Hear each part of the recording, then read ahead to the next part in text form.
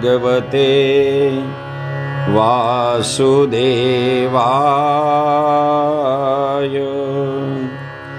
गजाननं भूत गणादिसेवितं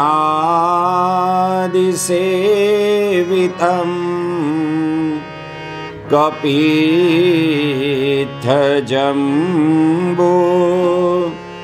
फलचारुभक्षणम्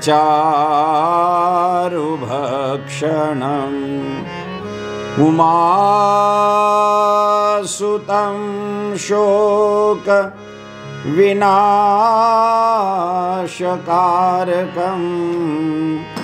नमामि विघ्नेश्वरपादपङ्कजम्। या कुन्देन्द्रतुषारहारधवला या शुभ्रवस्त्रावृता या वीणावरदण्डमण्डितकरा या श्वेतपद्मासना या ब्रह्माच्युतशङ्करप्रभृतिभिर्देवैः सदा वन्दिता सा मां पातु सरस्वती भगवती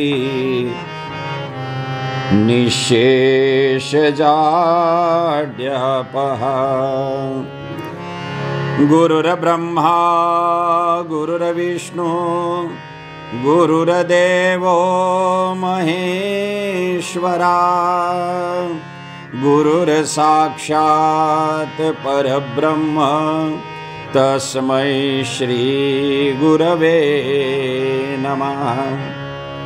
महायोगपीठे तटे भीमरथ्या वरं पुण्डरीकाय दातु मुनीन्द्रे समागन्त्य तिष्ठन्ति महानन्दकन्दं परब्रह्मलिङ्गं भजे पाण्डुरङ्गम्।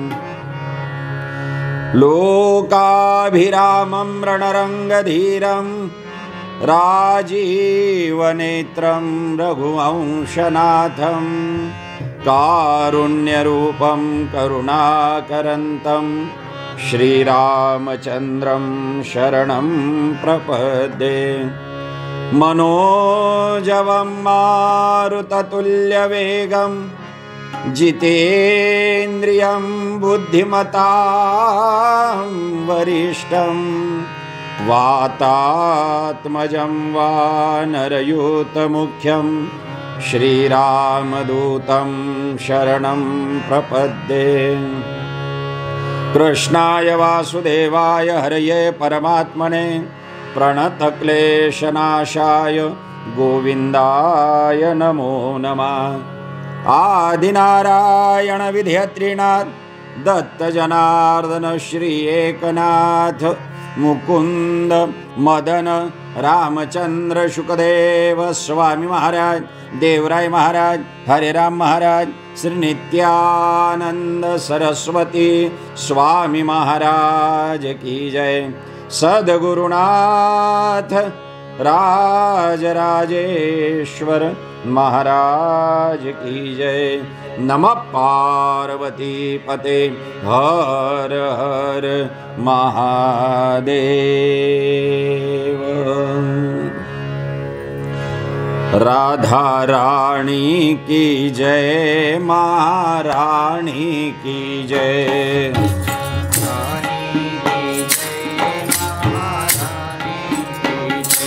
राधा रानी की जय महारानी की जय। राधा रानी की जय महारानी की जय। हे बरसाने वाली रानी की जय। बरसाने वाली राधा रानी की जय महारानी की जय। राधा रानी की जय महारानी की जय। राधा रानी की जय महारानी की जय। राधा रानी की जय कुल कलंकु जेहि जनमे मोहि, कुल कलंकु जेहि जनमे मोहि। अपजस भाजन प्रियजन द्रोही, अपजस भाजन प्रियजन द्रोही, कुल कलंकु जेहि जनमे मोहि, कुल कलंकु जेहि जनमे मोहि। अनंत कोटी ब्रह्मांड नायक भक्त वत्सल कृपा निधे परमपिता परमात्मा भगवान गोपाल कृष्णांच्या चरणी प्रणिपात करून श्रीमद भागवत ज्ञानयज्ञ सप्ताहाच्या आजच्या द्वितीय पुष्पाला भगवान कनकेश्वर पांडुरंग चरणी समर्पित करूया।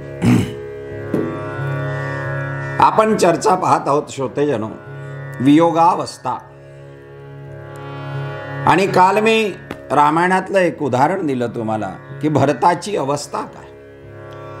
ज्या वेळेला भगवान रामचंद्रांना 14 वर्षाचा वनवास, पित्याने दिलेले वर, मातेने केलेला हट्ट आणि भगवान रामचंद्रांची पितृआज्ञा स्वभाव, या सगळ्या गोष्टीतून भरताला रामचंद्रांचा जो वियोग झाला आणि या वियोगात ज्या वेळेला कळालं त्याला की माझे वडील गेले, म्हणजे तो एक वियोग झाला की वडीलही गेले, इकडे प्रभू गेले, त्यावेळेला भरत कौसल्याकडे जाऊन सांगतोय की आई, ज्याच्या जीवनामध्ये भगवंताचा वियोग असेल, म्हणजे भगवंत कथेचा वियोग, भगवंत दर्शनाचा वियोग, भगवंताबद्दलचा श्रवणाचा वियोग, भगवंताचा नामस्मरणाचा वियोग, ह्या सगळ्या प्रकारचा तिथून तो लांब असेल, भगवंताजवळ तो नसेल, त्याचा दुरावा निर्माण झाला असेल, तर त्याच्या जीवनाचं गणित मांडताना भरत काय म्हणालाय बघा,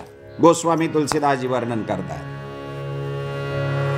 कुल कलंकु जेहि जनमे मोहि, कुल कलंकु जेहि जनमे मोहि, अपजस भाजन प्रियजन द्रोही, अपजस भाजन प्रियजन द्रोही। ज्याला भगवान रामचंद्रांचा अर्थात भगवंताचा वियोग झाला, त्याची लिस्ट दिली आहे त्याच्या जीवनामध्ये की त्याचा पहिला कुल कलंक, तो कुलाला कलंक आहे। रामायणामध्ये कुलावर फार चर्चा करण्यात आलेली आहे। ज्या वेळेला वर देण्याची वेळ आली होती, माहित नाही की कैकेयी काय वर मागते, त्यावेळेला महाराज दशरथांनी सुद्धा कुलाचाच उच्चार केला होता की रघुकुल रीती सदा चली आई, प्राण जाय पर वचन न जाई। तिथे कुलाचा संबंध आहे। काय म्हणाले बघ,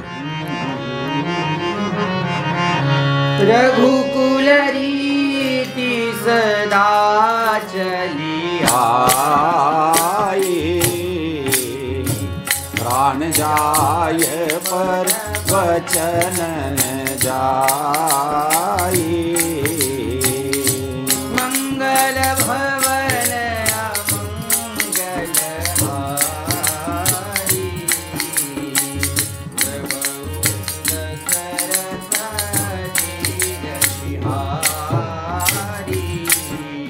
रघुकुल रीति सदा चली आई, प्राण जाय पर वचन न जाई।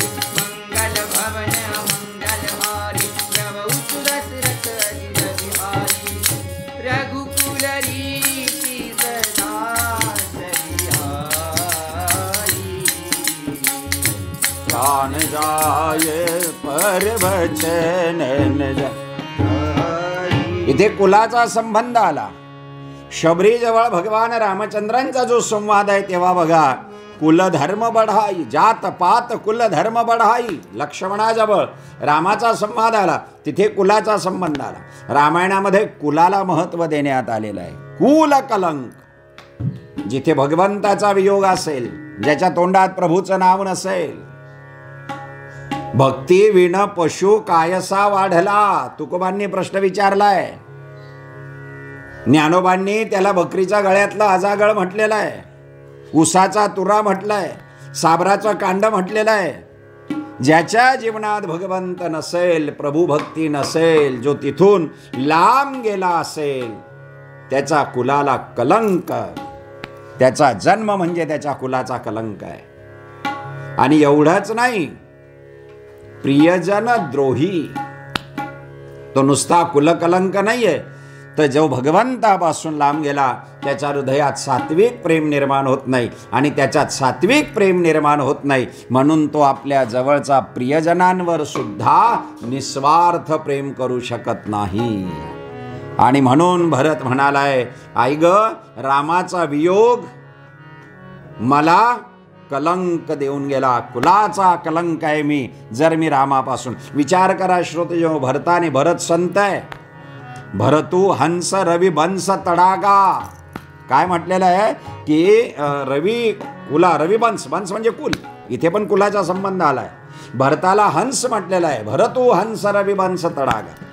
रघुकुलाच्या तलावामधला भरत हंस आहे, परमहंस आहे. आणि या परमहंसाने म्हटलेलं आहे की ज्याला भगवंत नाही, ज्याच्या जीवनामध्ये वियोग असेल, तो कुलाचा कलंक आहे.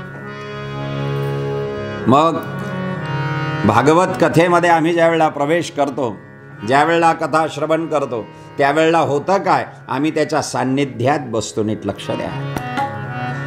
बघा, एकदा राजाने बिरबलाला एक प्रश्न केला की बिरबलाच्या गोष्टी सगळ्यांना माहिती आहे. बिरबल, अरे तुम्ही हिंदू लोक म्हणले भागवत गीता रामायण, भागवत गीता रामायण, हजारो वर्ष होऊन चालले, तुम्ही या एवढ्याच ग्रंथांचं ऐकता, एवढाच ग्रंथ तुम्ही, आणि बरं या ग्रंथांचं तुम्ही आचरणात आणतात.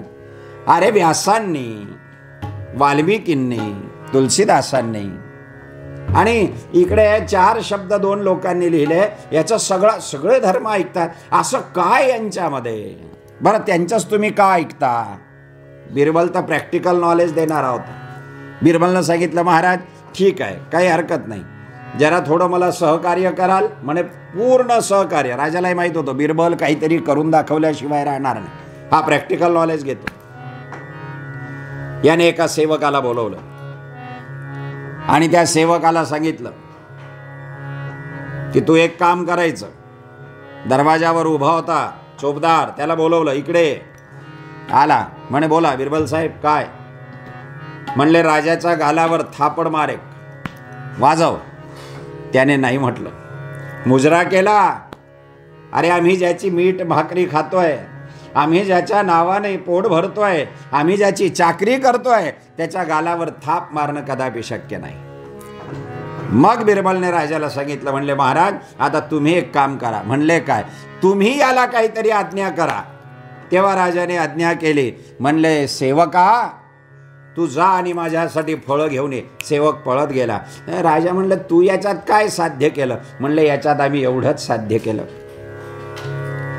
तुमचं याने का ऐकलं? कारण तुम्ही त्या पदावर बसून तो अधिकार तुम्ही प्राप्त केलेला आहे.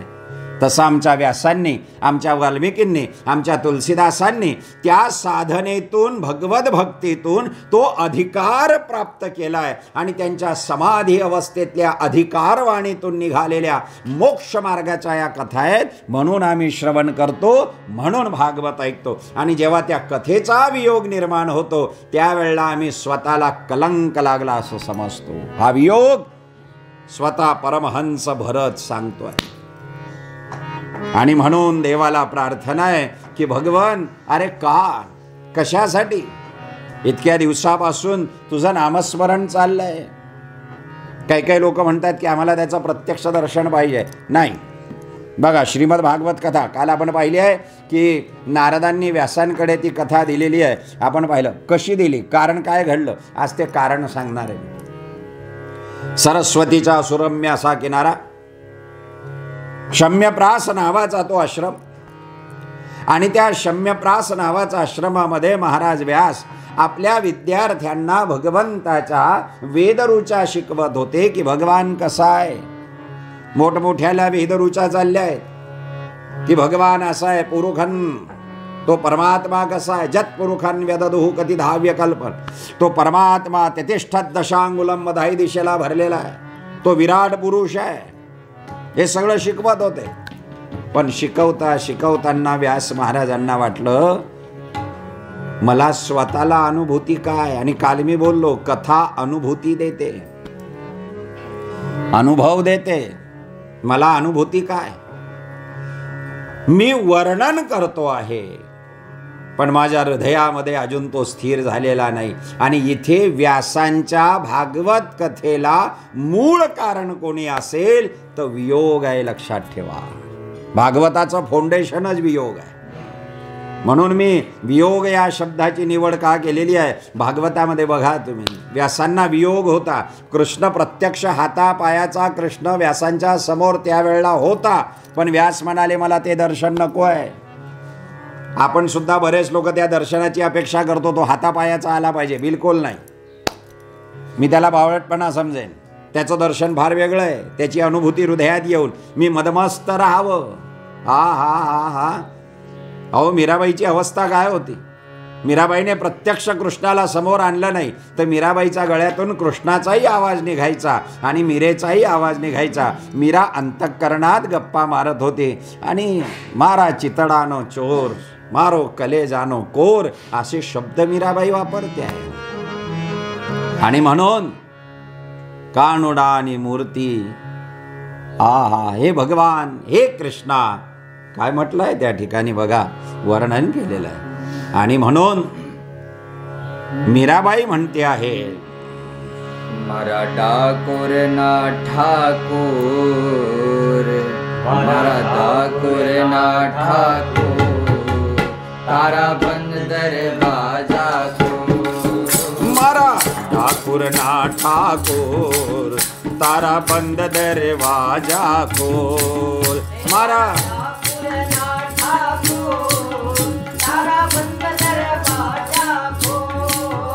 मारा ठाकुर ना ठाकुर, तारा बंद दरवाजा खोल.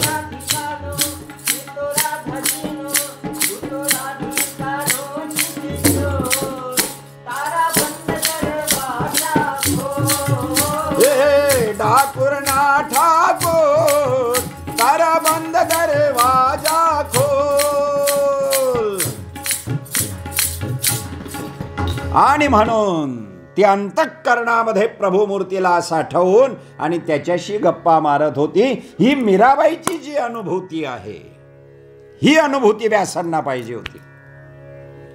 व्यास म्हणाले हातापायाचा येऊन मला भेटून निघून जातो, एक औपचारिकता होते, मला ते नको आहे. मग व्यास महाराज विचार करतात तू माझ्या समोर केव्हा येशील. मुलांना सांगितलंय तुम्ही उठून जा, तुम्ही निघून जा. आता जी व्यासांची अवस्था निर्माण झालेली आहे या अवस्थेचं नाव आहे वियोगावस्था. कृष्ण तर भेटला होता, कृष्णाचं वर्णन ते करत होते, सगळं खरं आहे. पण आता वियोगातली मजा काही औरच होती. हा हा हा हा हा हे भगवन, हे परमात्मा.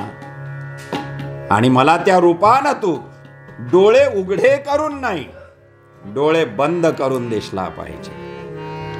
गुजराती कवी एका ठिकाणी म्हणतो की तुम्हाला मी बघितलं, भरपूर बघितलं, पण डोळे उघडे करून बघितल्यापेक्षा डोळे बंद करून बघण्यामध्ये काही विशेष आनंद आहे. डोळे बंद करून તમને જોયા, બહુ જોયા છે, पण ज्या वेळेला डोळा बंद करून मी तुम्हाला पाहिलं त्यावेळेला ते दर्शन समाधी अवस्थेतलं दर्शन, ते अंतःकरणातलं दर्शन, ते प्रेमपूर्वक दर्शन, ते उल्हास निर्माण करणारं दर्शन मला पाहिजे. आणि व्यासांच्या शब्दांमध्ये आता वियोग येतोय आणि अश्रू, मी काल तुम्हाला बोललो ना की अश्रू येतो.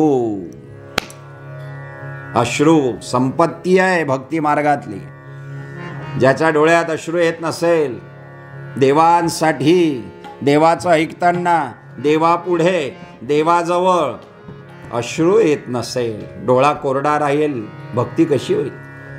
भक्तीचा पाया अश्रू आहे, लक्षात ठेवा, अश्रू आहे. आणि म्हणून व्यास रडू लागले. आणि व्यासांनी एकच विनंती केली, हे गिरधारी मला दर्शन दे. दे दर्शन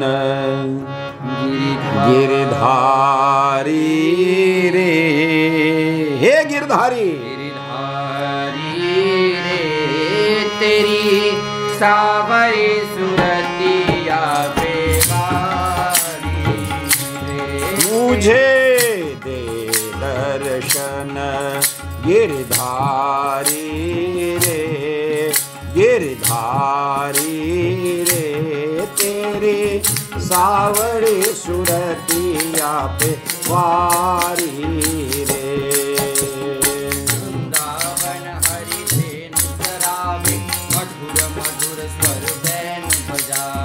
वृंदावन हरि धेनु चरावे, मधुर मधुर स्वर वेणु बजावे. वृंदावन हरि धेनु चरावे, मधुर मधुर स्वर वेणु बजावे.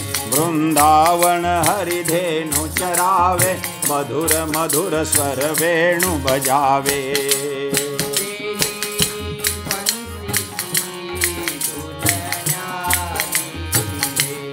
तेरी बंसी की धुन न्यारी रे, मुझे दे दर्शन गिरधारी रे, गिरधारी रे, तेरे सावरी सुरतिया पे वार. हे गिरधारी, हे भगवान, मला तू दर्शन केव्हा देशील? तेरे कांदे कमलिया कारी रे, मी ज्यावेळेला डोळे बंद करावे, जोया तमने बहु जोया, नयन ने बंद राखीने मैं जारे तमने जोया छे. नयन ने बंद राखीने में जारे तमने जोया छे. हमें तो पेला करता भी वधारे तमने जोया छे. नयन ने बंद राखीने में जारे तमने जोया छे. गुजराती कवी वर्णन करतोय, डोळ्याला बंद करून मला तुला बघायचंय. काय माझी भारताची संस्कृती आणि गरिमा आहे, निसर्गाचा नियमाचा विरुद्ध आहे. डोळे बंद करावे, अंतःकरणामध्ये तुझी मूर्ती ठसावी ही अपेक्षा होती. आणि हा वियोग निर्माण झाला व्यासांना, आणि व्यास रडू लागले. आणि व्यास विचार करतायत, भगवान कोणीतरी मला दाता हो करा दान, दावा सद्गुरु चरण जन्माचा पांगुळगा.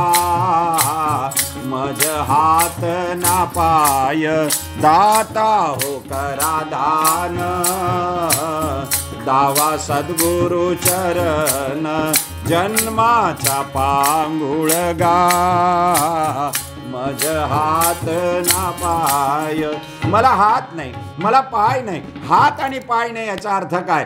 पाय या शब्दाचा अर्थ आहे की अशी तुझी पद मला माहिती नाही की मी तुझं गायन करू शकेल. आणि हात नाही याचा अर्थ काय? असं माझं कर्म नाही की ज्या कर्माने तू मला भेटायला येशील. असंग अवस्था, निसंग अवस्था दोघांच्याही पलीकडे निघून गेलेले आहेत. काही नाही, कुछ भी नाही. भगवान, हे परमात्मा, हे प्रभू, माझ्यावर दया करा, माझ्यावर कृपा करा. आणि म्हणून काय झालंय श्रोतेजनो, त्याच वेळा नारदांचा प्रवेश झाला. नारदजी आलेत. पाहिलं, व्यासांचा चेहरा मलिन झालेला आहे. अहो, व्यासोच्चिष्ट जगत सर्वम ही अवस्था. काय व्यास महाराज महाभारतामध्ये वर्णन आलेलं आहे. चतुर्वदनो ब्रह्मा द्विबाहुर परो हरि, आभाललोचनं शंभो भगवान बादरायणं. व्यासाय विष्णुरूपाय व्यासरूपाय विष्णवे नमो वै ब्रह्मविधये वसिष्ठाय नमो नमः. ज्याला 4 डोके नाहीत पण तो ब्रह्मा आहे, 4 हात नाही पण तो विष्णू आहे, 3 डोळे नाहीत पण तो शंकर आहे. गुरुर ब्रह्मा गुरुर्विष्णू गुरुर्देव महेश्वरा या अवस्थेला पोहोचलेले महाराज व्यास. आणि आज त्या व्यासांच्या डोळ्यातलं पाणी पाहिलं. म्हणले काय झालं काय तुम्हाला? म्हणले एकच झालंय, आता मला अंतःकरणीय दर्शन पाहिजे आहे. मला म्हणजे थोडक्यात मला स्थूल दर्शन नको आहे, मला सूक्ष्म दर्शन आहे. तुकोबांनी अभंगामध्ये म्हणूनच वर्णन केलं की दर्शन करायचं ते. बघा तुकोबांच्या अभंगामध्ये 2 डोळे शब्द आलाय. 2 डोळे आपल्याला वाटतं हे डोळे नाही, आंतरडोळा आणि बाह्य डोळा. बाह्य डोळ्याने मला पाहिल्यापेक्षा मला आंतरिक दृष्टीने काय म्हणाले तुकोबा बघा.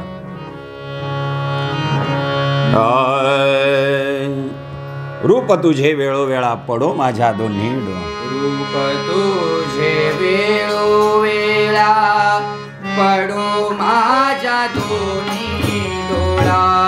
पडो माझ्या दोन्ही डोळा.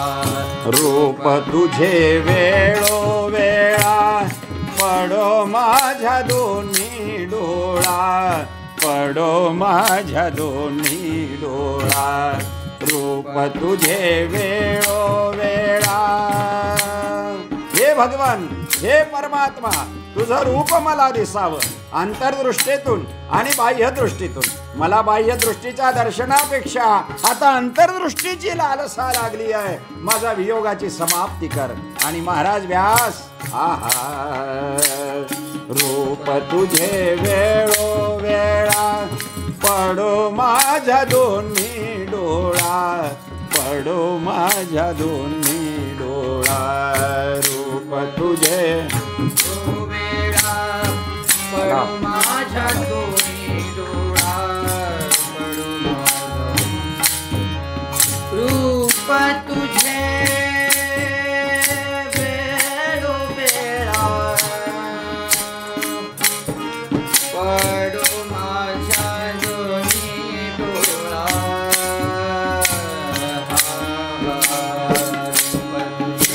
वेळोवेळा पडो माझ्या दोन्ही डोळा. पडो माझ्या दोन्ही डोळा. मग नारदांनी सांगितलंय, अहो व्यासा, याच्यासाठी तुम्ही एवढा प्रयत्न एवढा त्रागा का करता? तुझं आहे तुझ्यापाशी पण तू जागा भूललासी. जागा म्हणजे तू जागृत हो. व्यास म्हणाले मी करायचं काय? आणि त्यावेळेला नारदांनी व्यासांना सांगितलंय की तुम्ही श्रीमद भागवत कथा लिहा, हिला शब्दबद्ध करा. भागवत काय आहे? भागवताचं महिमा वर्णन करताना पद्मपुराणामध्ये श्लोक आलेला आहे. सच्चिदानंद रूपाय सच्चिदानंद रूपाय विश्वोत्पत्त्यादि हेतवे तापत्रय विनाशाय श्रीकृष्णाय वयं नुमः.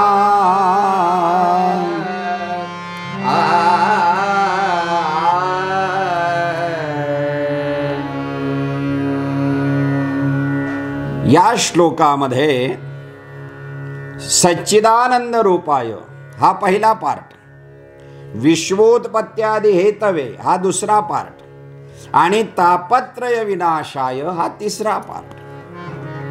याच्यात वर्णन काय केलंय या श्लोकामध्ये? हा श्लोक अत्यंत महत्वाचा आहे. सच्चिदानंद रूपाय या पार्टमध्ये भगवंताचं स्वरूप वर्णन केलेलं आहे की भगवान तुम्ही सत्य आहात, चेतनात्मक आहात आणि आनंदात्मक आहात. सत्य, चैतन्य आणि आनंद हे भगवंताचं स्वरूप. पहिल्या पार्टमध्ये स्वरूप वर्णन, नंतर विश्वोत्पत्त्यादि हेतवे म्हणजे भगवंताचं सामर्थ्य वर्णन केलेलं आहे. आधी स्वरूप वर्णन, नंतर सामर्थ्य वर्णन आणि तापत्रय विनाशाय या श्लोकामध्ये, या भागामध्ये स्वभाव वर्णन केलेलं आहे. म्हणजे थोडक्यात काय, भगवंताचा स्वरूप आला भगवंताच्या सामर्थ्याला आणि भगवंताच्या स्वभावाला जाणून देणारा ग्रंथ म्हणजे भागवत. पहिला श्लोक हा भागवताचा नाही, पद्मपुराणातील महात्म्यात केलेला श्लोक आहे. 6 अध्यायांचं महात्म्य दिलं आहे भागवतात. तर सच्चिदानंद रूप आहे भगवान तुमचं स्वरूप. मला ते स्वरूप नको आहे, शंखचक्र गदा पद्म मला हे नको आहे. मग मला सत्य स्वरूप, चैतन्य स्वरूप आणि सगळ्यात महत्वाचं आनंद स्वरूप. मी काल बोललो ना तुम्हाला, भागवताची अनुभूती काय यायची ती येऊ द्या, पण आधी आनंद आला पाहिजे. तो सच्चिदानंद आहे. मग सच्चिदानंद यात स्वरूपाचं वर्णन आहे. विश्वोत्पत्त्यादी हेतवे, विश्वाचा उत्पत्तीचा हेतू परमात्मा आहे, याच्यात सामर्थ्य वर्णन आहे. आणि भागवतामध्ये स्वरूपाच्या वर्णनासोबत सामर्थ्याचं वर्णन केलेलं आहे. म्हणून तर सृष्टिक्रम आला सगळा, की भगवान तुमचं सामर्थ्य काय आहे, काय सामर्थ्य आहे. आणि तापत्रय विनाशाय म्हणजे काय, भगवंताचा स्वभावाचं वर्णन केलं आहे. आधी भौतिक, आधी दैविक आणि आध्यात्मिक तापाला तुमचं नाव जरी घेतलं तरी समाप्ती आहे. तापत्रय विनाशाय. आणि नमस्कार करताना अनेक नाव आहेत देवाची. तो गिरधारी आहे, तो गोवर्धनधारी आहे, तो गोपाल आहे, तो मनमोहन आहे, तो मोहन आहे, अशी अनेक नाव आहे. पण इथे मात्र कृष्ण शब्द वापरला का? बघा तुम्ही, कृष्ण शब्द लिहून घ्या. कृ शब्दाचा खालचा जो खाली वाघ दिलाय आपण, तो गळ आहे. गळ, मासा पकडणारा जेव्हा गळ टाकतो ना, तेव्हा तो खालच्या बाजूला असा एक गळ असतो, असा गळ आहे. वरच्या बाजूचे क चे 2 गोल म्हणजे त्या गळाची वायर फिरवायची चकती आहे. अर्धा श आणि त्याला पट्टी जी मध्ये दिली आहे ती त्या गळाची दांडी आहे. आणि न म्हणजे तो पकडणारा वाकलेला माणूस आहे. गळाचा मासा पकडणाऱ्याचा हा कृष्ण शब्द. तर भगवान माझं मनरूपी मासा, मकारो दशचंचला, याच्यामध्ये मद्यपी, मधुकर, मीन तसा मन सुद्धा आहे. मनरूपी मासा या सगळ्याकडे फिरतो आहे. याला कृष्णरूपी गळाला लावून आणि तो तुझ्याकडे खेचून घे, कारण आता त्याला वियोग निर्माण झालेला आहे. आता वियोग आहे आणि म्हणून मला तू माझ्याकडे ये, मला तुझ्याकडे ने. आणि व्यास महाराजांची ही अवस्था. आता तुझं स्वरूप दाखव, तुझं सामर्थ्याचं वर्णन करू दे. आणि तापत्रय विनाशाय श्रीकृष्णाय वयम नुमा. हे भगवान, हे परमात्मा, हे प्रभू, या तापत्रयाचा विनाश कर. ज्या वेळेला ही स्तुती केली व्यासांनी, त्यावेळेला नारदजी म्हणतायत तुम्ही भागवत लिहा. अहो भागवत काय? भ म्हणजे भक्ती, ग म्हणजे ज्ञान, व म्हणजे वैराग्य, त म्हणजे तप. भक्ती, ज्ञान, वैराग्य आणि तप याच्यामध्ये प्राधान्य भक्तीला दिलेलं आहे. तुम्ही वर्णन भक्तीचं करा. आणि संसार दुःखामध्ये, संसार दुःख आहे बघा तुम्ही, जिथे बर्फ असेल त्याला हिमालय म्हणतात. हिमाचं आलय म्हणजे हिमालय. जिथे शिकवलं जात असेल त्याला विद्यालय म्हणतात, म्हणजे विद्येचं आलय. जिथे ग्रंथ असतील त्याला ग्रंथालय म्हणतात, म्हणजे ग्रंथांचं घर, ग्रंथांचं आलय. जिथे औषधी असेल त्याला औषधालय म्हणतात, म्हणजे औषधींचं घर, तिथे औषधी मिळतील. मग संसार आहे काय? भगवद्गीतेच्या 8व्या अध्यायाचा 15व्या श्लोकामध्ये वर्णन आलेलं आहे. दुःखालयम अशाश्वतम. संसार दुःखाचं आलय आहे. जसं हिमालय, औषधालय ही अशी अनेक प्रकारची आलय असतात, तसं हे एक आलय आहे दुःखालय. आणि या दुःखालयामधून अशाश्वतम दुःखालयम, आणि इथून मुक्त व्हायचं असेल तर भागवत कथा ऐका. भागवत दुःखमुक्त करणारी कथा आहे. आणि म्हणून श्रोतेजन हो, वर्णन केलेलं आहे की हा हा हा हा की ज्या वेळेला इथे वर्णन केलं आहे श्रोतेजनो, की ज्या वेळेला हे दुःखमालय आणि इथून मुक्त व्हायचं असेल तर भागवत कथा त्या कृष्णाचं स्वरूप, त्याचं सामर्थ्य आणि त्याच्या स्वभावाचं वर्णन. आणि म्हणून भागवत ऐका. तुम्ही भागवत लिहा, त्याला शब्दबद्ध करा. व्यासांच्या डोळ्यातून अश्रुधारा आता ज्या अश्रुधारा वाहत आहेत त्याच्यात आनंद निर्माण झाला. अयोगामध्ये जे अश्रू येतात त्याला दुःखाश्रू म्हणतात. संयोगामध्ये जे अश्रू येतात त्या अश्रूंना आनंदाश्रू म्हणतात. आणि वियोगामध्ये जे अश्रू येतात त्याला विरहाश्रू नाव देण्यात आलेलं आहे. आतापर्यंतचा विरहाश्रूंचं रूपांतर आता आनंदाश्रूमध्ये झालं. मला सद्गुरूंनी मार्गदर्शन केलं. लिहायला सुरुवात करावी, पण वृद्धावस्था जरावस्था माझे हात थरथर करतील, किंवा मी समाधी अवस्थेमध्ये हे बोलणार आहे. ही समाधी अवस्थेतला भागवत आहे आणि म्हणून एखाद्या वेळेला कंठ दाटून आला, माझं लिखाण राहील, माझ्या शब्दांवर कोणीतरी लक्ष देणारा आणि लिहून घेणारा पाहिजे, म्हणून गणरायाची प्रार्थना केली. हे गणराया, आणि गणरायाला पाचारण केलंय. आपणही कार्य निर्विघ्न पार पडावं म्हणून गणरायाची प्रार्थना करूया. काय म्हटलंय त्या ठिकाणी बघा. तूच सूर ठावा मजसी, तूच एक तारी, सगुण रूप दावी देवा एक दातरी. सगुण रूप दावी देवा एक दातरी. तूच सूर ठावा मजसी, तूच एक तारी, तूच सूर ठावा मजसी, तूच एक तारी. सगुण रूप दावी देवा एक दातरी.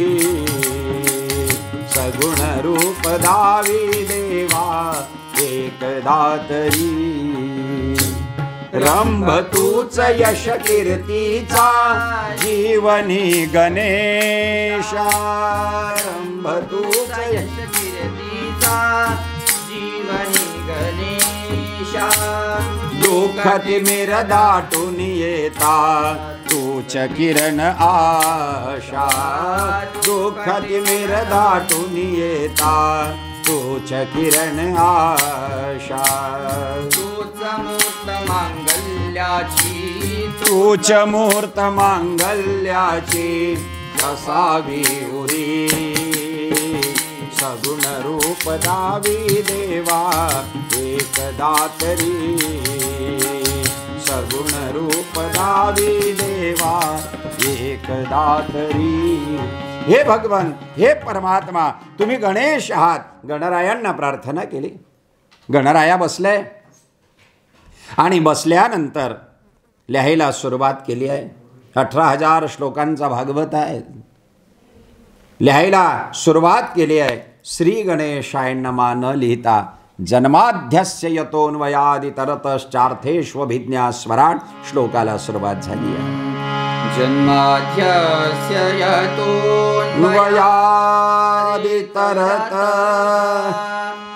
चार्थेष्वभिज्ञा स्वराट तेने ब्रह्महृदाय आदिकवये मुह्यन्ति यत्सूरया. तेजो वारिमृदा यथा विनिमयो यत्र त्रिसर्गोन्मृषा. धाम्ना स्वेन सदा निरस्तकुहकं सत्यं परं धीमहि. जन्म आद्य अस्य सूत्रापासून सुरुवात झालेली आहे. आणि भागवतातला भगवान हा सत्य शब्दाने वर्णन करण्यात आलेला आहे. सत्य, सत्यम परम धीमहि. दशमस्कंदामध्ये माता देवकीने केलेल्या स्तुतीमध्ये 9 वेळा सत्य शब्द आलाय. सत्यव्रतम सत्यपरम त्रिसत्यम सत्यम च योनी निहतं च सत्ये. भागवतातला भगवान सत्य शब्दाने विशद केला आणि रामायणातला भगवान सर्वत्र शब्दांनी. काय म्हणाले तुलसीदासजी? हरिव्यापक सर्वत्र समाना. हरिव्यापक सर्वत्र समाना. प्रेम ते प्रगट होई मैं जाना. हरिव्यापक सर्वत्र समाना, प्रेम ते प्रगट होई मैं जाना. रामायणामध्ये जे भगवंताचं वर्णन आलेलं आहे ते सर्वत्र. भगवान कसा आहे? भगवान सर्वत्र आहे. आणि भागवतातला भगवान सत्य आहे. आणि गीतेमधला भगवान सम. गीतेमध्ये सम शब्द बऱ्याच वेळा आलाय. समे कृत्वा सम सम. मग भगवंताची व्याख्या या तिघ ग्रंथांवरून काय करणार? जो सम आहे, जो सर्वत्र आहे आणि जो सत्य आहे, अशा शाश्वत चैतन्य शक्तीला भगवंत असे म्हणतात. अहम निर्विकल्पो निराकार रूपो विभुर्व्याप्त सर्वत्र सर्वेंद्रियाणाम सदा मे समत्वम न मुक्तीर्न बंधा चिदानंद रूप शिवोहम शिव. त्या भगवान सत्य सनातनाला धीमही नमस्कार केला. सत्यम परम धीमही भागवतामध्ये 2 वेळा मंगलाचरणात आलेला आहे. भागवतामध्ये श्लोकांची पुनरावृत्ती व्हायचं कारण समाधी अवस्था, गदगद झालेला कंठ. म्हणून तर भागवताचा 11 स्कंदात व्यास स्वतः वर्णन करतात. वाग गदगदा द्रवते यस्य चित्तम. गदगद झालंय, ग्रंथ लिहिलाय, भागवत लिहून. आणि आता व्यासांना स्वतःलाच आनंद होत आहे. आपल्या काम केल्यानंतर जेव्हा दुसऱ्याला प्रसन्नता होते ना, त्याला कार्याची फलश्रुती असं म्हणतात. पण काम झाल्यानंतर जर आपल्यालाच या ठिकाणी प्रसन्न वाटत असेल तर त्याला आत्मानंद असं म्हणतात. व्यासांना आत्मानंद प्राप्त झाला. पण आता हे शास्त्र द्यायचं कुणाला? कारण शस्त्र शास्त्र या 2 गोष्टी समजदार व्यक्तीच्या हातात दिल्या पाहिजेत. आणि मग अरुधंतीच्या उदरामध्ये वाढणारा गर्भ शुकदेवजी महाराज हे जेव्हा जन्माला येऊन 12 वर्षानंतर जेव्हा निघून जातात, व्यास थांबवतात तरी थांबत नाही. यप्रव्रजंतमनुपेतमपेत कृत्यम द्वैपायनो विरह कातुरा जुहावा पुत्रेति तन्मय. पुत्रेते तन्मयता निर्माण झाली, हाक मारली, थांबले नाहीत. झाडांनी होकार दिला. असं सर्वमय स्वरूप ज्याचं तयार झालं आहे असे शुकदेवजी महाराज. आणि जेव्हा यांनी तो श्लोक ऐकला, आपण कालची कथा बघा की वंशी विभूषित करा नवनीर दाभात, तेव्हा विचारलं व्यासांना, सांगा ना मला इतका गोड श्लोक, हे असं स्वरूप मला एकदा कानाने ऐकलेलं स्वरूप आता डोळ्याने बघून अंतःकरणामध्ये साठवायचं आहे. म्हणजे कृष्ण वियोग निर्माण झाला भागवताचा एका श्लोकाने. व्यासांना वियोग निर्माण झाला, भागवताचं लिखाण झालं. शोकांना वियोग निर्माण झाला, प्रवचन झालं. म्हणून शुकदेवजी महाराजांनी ज्या वेळेला ती श्रीमद भागवत संहिता रोमारोमात गर्भी असतात ज्ञान झालंय आणि ज्या वेळेला निघाले, मला सांगायचंय, मला सांगायचंय, माझी कथा कोण ऐकेल, कोण ऐकेल. आणि त्याच वेळा इकडे वर्णन आलंय श्रोतजनो. हस्तिनापुराचं साम्राज्य, कौरव मारले गेलेत आणि आता धर्मराज राजगादीवर बसले. आणि राजगादीवर बसलेले धर्मराज ज्या वेळेला भगवान गोपाल कृष्णांच्या आशीर्वादानं राज्य स्थापन करतात. आता कृष्णाने सांगितलं धर्माला, अर्जुनाला, पांडवांना की बस आता निघू द्या, आता मला निघायचंय, मला माझ्या गोकुळा आपल्या द्वारकेकडे पोहोचायचंय, द्वारका वाट पाहते. अर्जुनाने म्हटलं कृष्णा, आता तुझी सवय इतकी झालेली आहे, तू जाता कामा नये. पुन्हा कथेमध्ये येत आहे, अर्जुनाला कृष्णाचा वियोग सहन झाला नाही. भगवान स्वतः सांगतायत की मला निघायचंय. सांगा ना भागवताची अशी कोणती कथा आहे ज्या कथेमध्ये वियोग नाही, वियोग नाही. भगवंताचा वियोग निर्माण झाला ना तर विवेकाचा योग येतो, तो वियोग. अर्जुनानं सांगितलंय कृष्णा नको जाऊस, तुझं सान्निध्य आम्हाला कायम पाहिजे. भगवान म्हणाले की नाही, मला गेलं पाहिजे. माझं जे कार्य मला करायचं होतं त्या कार्याची ते सांगता झाली आहे. धर्माचं राज्य स्थापन झालंय आणि माझा शब्द तो होता धर्म संस्थापनार्थाय. धर्माचं संस्थापन म्हणजे लोकांनी धर्म सांभाळावा हे एक आहे, आणि गीतेत अर्जुनाला सांगितलंय धर्म संस्थापनार्थाय म्हणजे मला धर्मराजाला राजगादीवर संस्थापित करायचं आहे. 2 अर्थ आहेत गीतेच्या या श्लोकाचे, की धर्म संस्थापनार्थाय मला धर्माला राजगादीवर बसवायचं आहे. पक्षपात दिसायला नको म्हणून तो अर्थ कसा घेतला जातो, की धर्म संस्थापनार्थाय संभवामी युगे युगे. माझं कार्य झालंय, मला आता निघायचंय. आणि रथात बसले. अर्जुनानं रथाची लगाम घेतली आणि आता भगवान निघालेत. सगळ्यांनी हात वरती केला, कृष्णाला निरोप दिला. कृष्णा.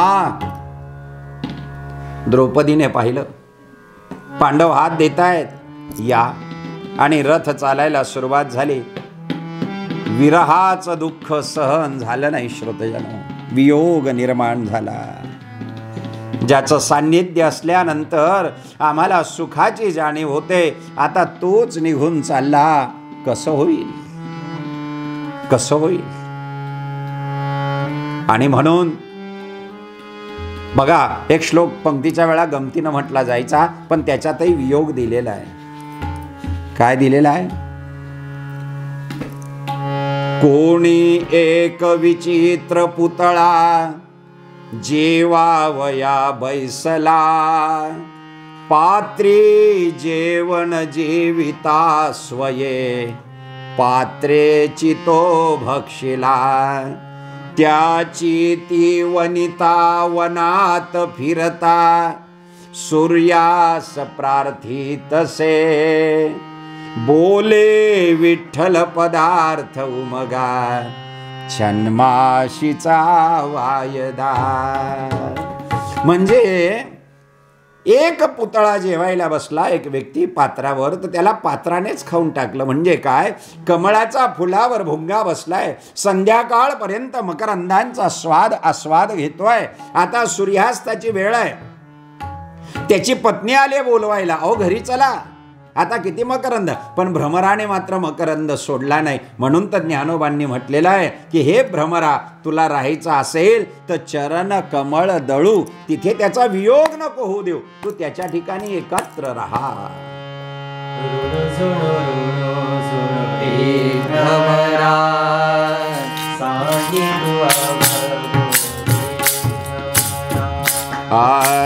ऋणु झुनु ऋणु झुनु रे भ्रमरा, सांडी तू अवगुणु रे भ्रमरा.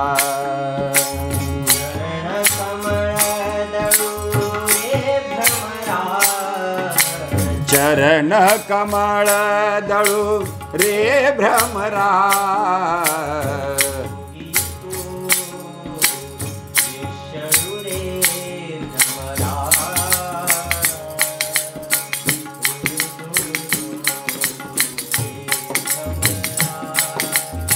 सांडी तू अवगुण रे भ्रमर त्या ठिकाणी राहतोय. अर्थात मन आणि परमात्म्याचं चरण कमल समजा, पण इथे अवस्था वेगळी आहे. भ्रमर तिथे अटकला. पात्री जेवण जेविता, तो अटकला. मग त्याची ती वनिता वनात फिरता. वनिता म्हणजे कोण? त्याची पत्नी. ही वनात फिरते, ही जंगलात फिरते आणि सूर्यास प्रार्थित असे, सूर्याला सांगते तू लवकर उगवला तर माझा पती मला. तिला जो वियोग झालाय हे वियोगाचं उदाहरण आहे. चंद्र आणि चकोर वियोगाचं उदाहरण आहे. वियोग झाला.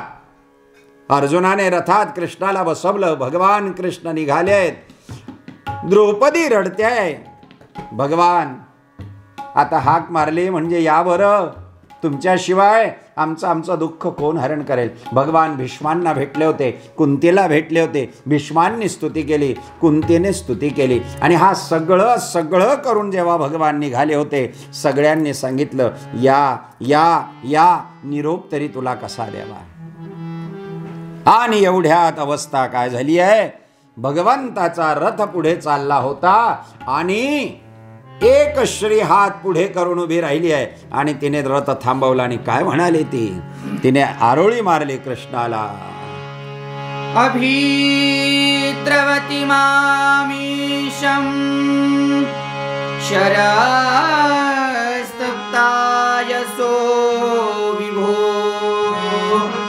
कामं दहतु मां नाथ मामे गर्भो निपातया राम राम राम हरे हरे राम राम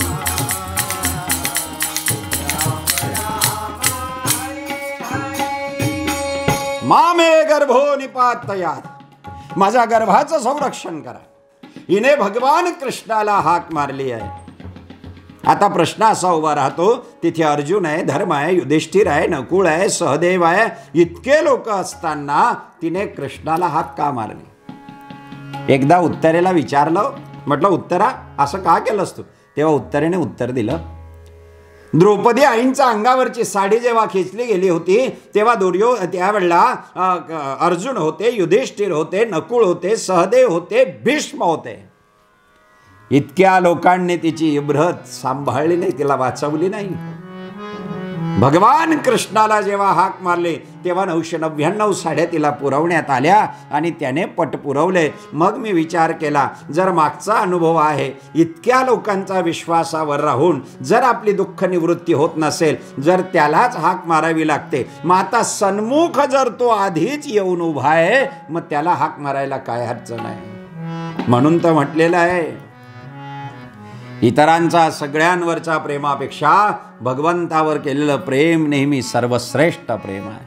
भगवंताने अंगुष्ठा एवढा भाग आणि त्या ठिकाणी आपला आकार केला, गर्भात प्रवेश केला, गर्भात अश्वस्थाम्यानं मारलेल्या ब्रह्मास्त्राला दूर केलं, पण त्या गर्भाने देवाकडे पाहिलं आणि तो गर्भ विचार करतोय हा परमात्मा आहे. त्याने गर्भात परमात्म्याचं दर्शन केलं, परमात्म्याकडनं रक्षित झाला, म्हणून त्याचं नाव परीक्षित ठेवण्यात आलं. परीक्षिताचा जन्म होतोय. इकडे अर्जुन भगवंताला घेऊन जातात द्वारिका भूमीकडे, ती कथा आहे.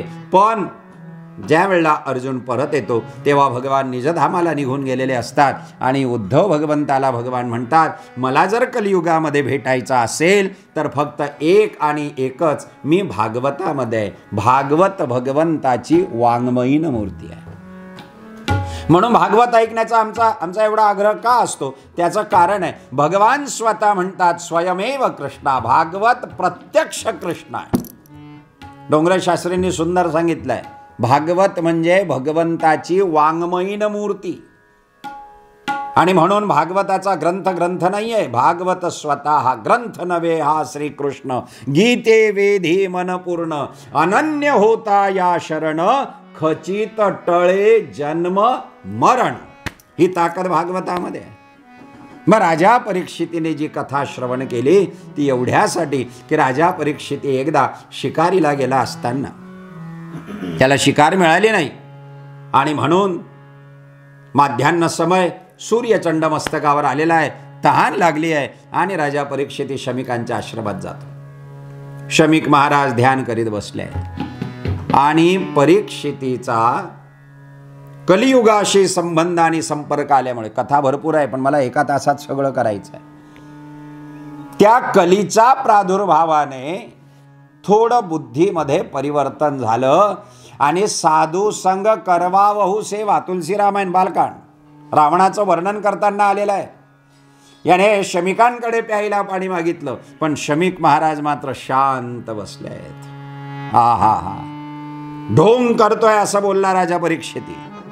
बघा, भागवत आणि रामायणामध्ये तुम्हाला दोन गोष्टी महत्त्वाच्या सांगतो. भागवतामध्ये खऱ्या साधूला राजा परीक्षिती खोटा साधू समजला आणि रामायणामध्ये खोट्या साधूला सीता खरा साधू समजली. दोघही ठिकाणी नुकसान झालं. म्हणून संतांबद्दल गैरसमज नसावा. फक्त एवढंच म्हणा संतांना, काय की तुम्ही कोण आहात? तुम्ही संत माय, बाप कृपावंत, तुम्ही संत माय, बाप कृपावंत, कायमी पतित कीर्तिवानो, कायमी पतित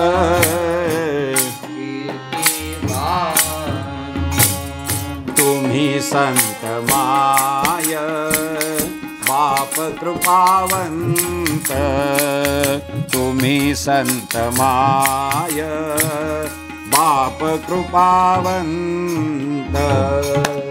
शमिकांकडे प्यायला पाणी मागितलंय. शमिकांनी ध्यान सोडलं. याला वाटलं हा ढोंग करतोय, गैरसमज झाला. मेलेला सर्प पडला होता तो उचलला, शमिकांचा गळ्यात टाकलाय आणि राजा परीक्षित निघून गेला. तेव्हा शमिकांचा मुलगा शृंगी कौशिकी नदीचं पाणी कमंडलू मध्ये घेऊन आला होता. वडिलांचा अपमान सहन झाला नाही आणि म्हणून हातात पाणी घेतलं आणि काय म्हटलंय त्याने, शाप देऊन टाकला. श्रीमद भागवतामध्ये आलेला सुंदर श्लोक आहे. इति लंघित मर्यादा तक्षका सप्तमे हनी दक्षन्ति स्म कुलंगारञ्च ओदितो मे तदग्रहम्. हा तक्षक नावाचा सर्प तुला दंश करेल. आणि आजपासून 7व्या दिवशी 7 दिवसाची मुदत दिली आहे. म्हणून लक्ष द्या, भगवंत मृत्यू समयाला विचार करायला वेळ देत नाही आणि संतांनी 7 दिवसाची मुदत दिलेली आहे. म्हणून भगवंतापेक्षा संत उदार आहे. टोपलीतून एकच अंगठा बाजूला काढला आणि यमुनेला स्पर्श करू दिला. 2 पाय दिले नाही, पण संतांचा नमस्कार करावा तेव्हा 2 पाय पुढे करतात संत. म्हणून भगवंतापेक्षा संत उदार आहे. संत उदार उदार संत उदार उदार. भरले अनंत भांडार भरले अनंत भांडार उदार उदार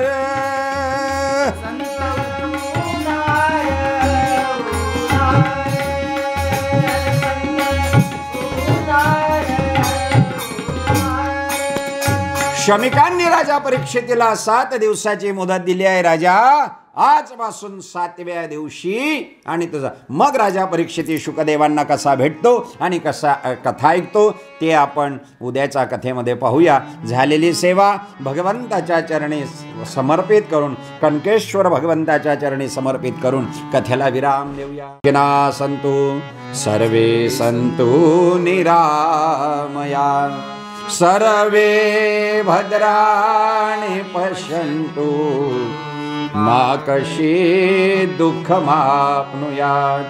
हरये नमः हरये नमः हरये नमः. मधुर मधुर नाम सीताराम सीताराम.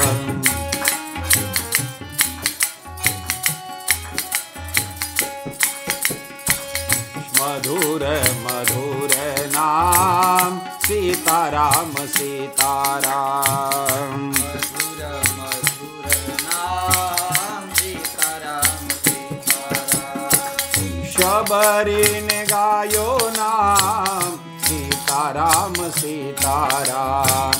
शबरीने गायो नाम सीताराम सीताराम.